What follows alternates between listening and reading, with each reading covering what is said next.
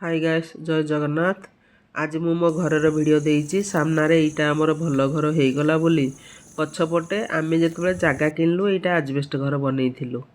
तो एबे भी भड़ा लागुथला आमे सामना पटे रहिला परे भी किंतु टिके किचन गार्डन की कोन भल गछ लगया पई ए घरटा भांगी देलु।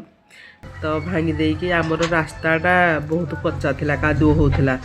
तो ये सब मटेरियल जहाँ बाहरिला सब रास्ता रे पकईकी रास्ता कर देलु। तापरे प्लेट बाउंड्री दे देलु कारण आमे जदि आर बाउंड्री दे थांतु टिके हमरो बाड़ी पाखको रास्ताटा कंजेस्टेड हो जाई थांता एटा हमरो रास्ता तो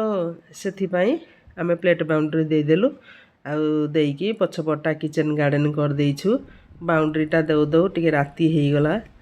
ये राती नुह एक्चुअली 2-3 दिन लागी गला तो ये भाया एबे देखा जाउची देखंतु मोर किचन गार्डन भी हेइची मु नेक्स्ट रे गोटे देबी वीडियो मु कोन कोन गछ लगेइची बोली की आ एबे केमती देखा जाउची निश्चिंत कमेंट करिकी कहबे लाइक टे आ सब्सक्राइब टे निहाती करिवे।